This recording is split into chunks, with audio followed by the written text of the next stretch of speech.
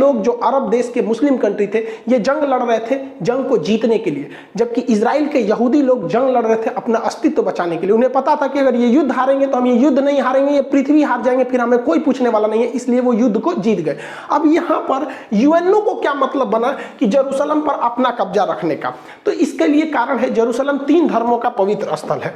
जैसे ये देखिए, ये जो इजराइल है अभी नक्शा, तो इसमें जो ग्रीन वाला एरिया दिख रहा है ये दिया गया था फिलिस्तीन को, जो व्हाइट वाला एरिया दिख रहा है वो इजराइल के पास, और जो रेड दिख रहा है वो जेरूशलम है। जेरूशलम को जूम करके देखेंगे तो इस तरह का नक्शा आता है। यहाँ 3 पवित्र धर्म रहते हैं।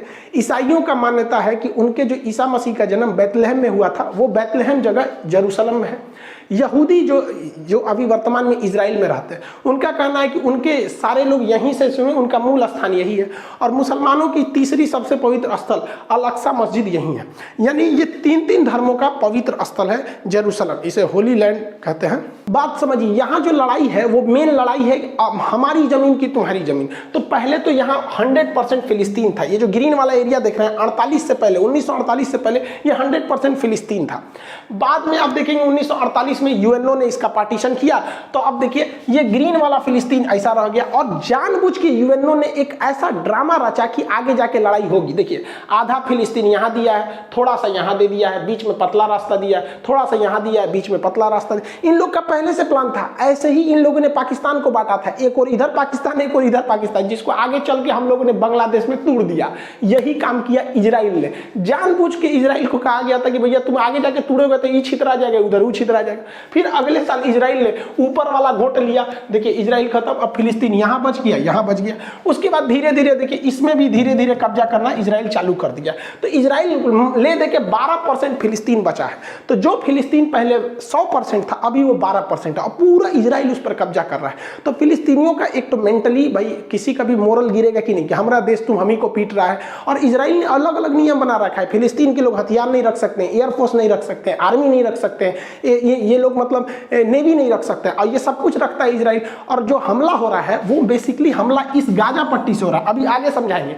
वो भी हमला हो रहा है और वो हमास कर रही है, आर्मी नहीं कर रही है। हमास वहां के हिसाब से एक आतंकवादी संगठन है, इजराइल के हिसाब से वो हमला कर रही है, न कि फिलिस्तीन की आर्मी। फिलिस्तीन वालों के पास पत्थर रहता है मारने के लिए, और हमास जो है आतंकवादी संगठन वो रॉकेट मारता है। ओवरऑल आप कंसेप्ट समझिए, इजराइल जानता है कि ये लोग कमजोर देश है, इन्हें उत्तेजना दिलाओ और जैसे ये लड़ने के लिए आएंगे मारो, भयानक जमीन कब्जा लो। और ये लोग समझेंगे नहीं, ये लोग ताव में आ जाएंगे तुरंत। इतना बड़ा था फिलिस्तीन। देखिए फिलिस्तीन समेटते गया, वो काला वाला एरिया जो है वो यहूदी का है, मतलब वो इजराइल है। धीरे धीरे देखिए ये निपट गए, इतनी सा बचे हैं, लग रहा है बस प्रसादी के हिसाब से बचे हैं। देखिए इतना पहले पूरा था, इतना हो गया। अब इजराइल का मेन कॉन्सेप्ट समझिए क्या है। इजराइल कहता है कि भाई फिलिस्तीन वालों को हम तोरा उकसाएंगे, कोचेंगे, और तू कोचा जाएगा, तू आएगा पत्थर मार दे, हम फोड़ देंगे, तुमको तबाही करेंगे। हमास खूब से खूब करेगा तो गली मोहल्ले पे हमला कर देगा, कार और जला देगा, यही रॉकेट में करेगा। और उसके बाद से उसके पास एयरफोर्स है, वो आएगी, मारेगी और जमीन कब्जा करेगी। जब जब लड़ाई हुआ है तब तक हार फिलिस्तीनियों की हुई है और उत्तेजना होगी यहाँ पर। अब इसका मेन कारण कहाँ से हुआ इसको समझते हैं हम लोग। देखिए मुसलमानों में ना 3 पवित्र स्थल है, जिसको आप 2 ठों को जानते हैं। जैसे कॉमन लोग यही मतलब फेमस है, एक मक्का और एक मदीना।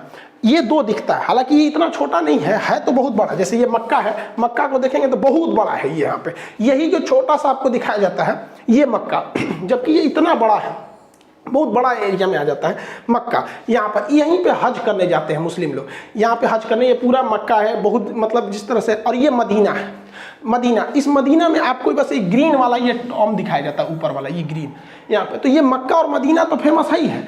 इस मक्का और मदीना के अलावे अल अक्सा मस्जिद भी बहुत पवित्र है। ये मुसलमानों की तीसरी सबसे पवित्र स्थल है।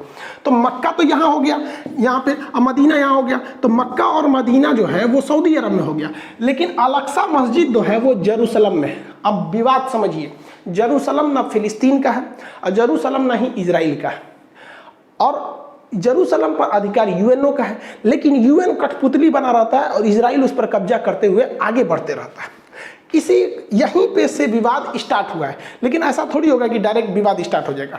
कोई मंदिर में पूजा करने जाए या मस्जिद में जाए, गिरजाघर में जाए और कहे कि चलो आज बवाल करते हैं, कुछ ना कुछ पहले से मैटर होगा, वहाँ लोग इकट्ठा हुए होंगे और अचानक चालू होंगे। हुआ यहीं से है, लेकिन मैटर इसके पीछे शाहजरा का है। देखिए जो इजराइल, जो जेरूशलम जो यूएनओ के अंडर में आता है ना, उसके पास एक जगह है जिसका नाम है शाहजरा। सुप्रीम कोर्ट इजराइल की शाहजरा ने कहा कि यहाँ पे जो फिलिस्तीनी रहते हैं इनको खाली करवा दीजिए, क्योंकि यह जो जगह है वो यहूदियों का है।